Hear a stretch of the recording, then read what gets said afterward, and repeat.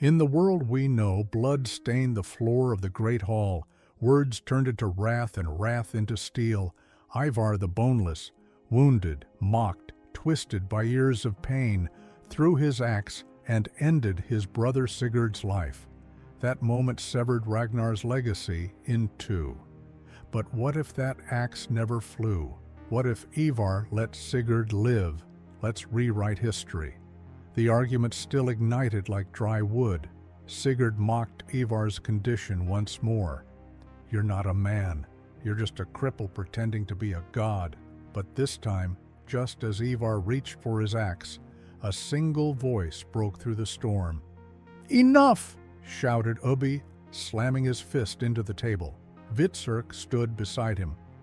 Björn, silent, but staring into Ivar's soul, waited for what the youngest son would do. And Ivar, for the first time, hesitated. His breathing slowed, his hand trembled. The axe was never thrown.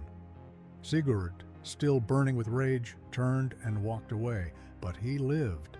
Days passed, then weeks. The tension remained, but something had shifted. Without Sigurd's death, Ivar had no blood on his hands, no irreversible guilt between brothers.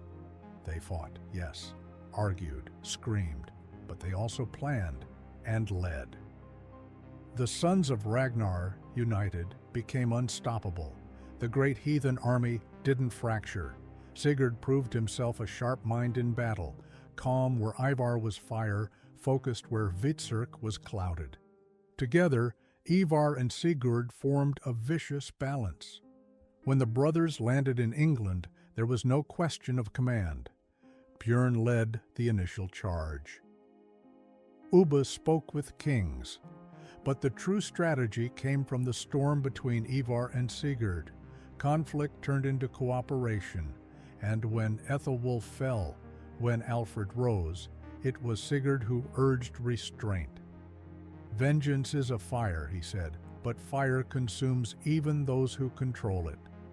Ivar, shocked at his own calm, agreed, not because he had grown soft, but because his brother, his rival, had become something more, a mirror, a guide. Back home, Lagertha still ruled, but without Ivar's thirst for isolated revenge, the war for Kattegat took a different shape. Sigurd, flanked by Hvitserk and Ubba, proposed a siege, not a slaughter. Björn negotiated, Lagertha listened, and bloodshed was replaced by counsel. Ivar watched it all unfold, and in private he confessed to Floki, "I would have killed her, I know it, but Sigurd changed that." Floki smiled. Then perhaps the gods spared him for more than vengeance. Years passed. The sons of Ragnar became more than raiders. They became rulers, lawgivers, legends. Sigurd married a Frankish noblewoman, forming an alliance once thought impossible.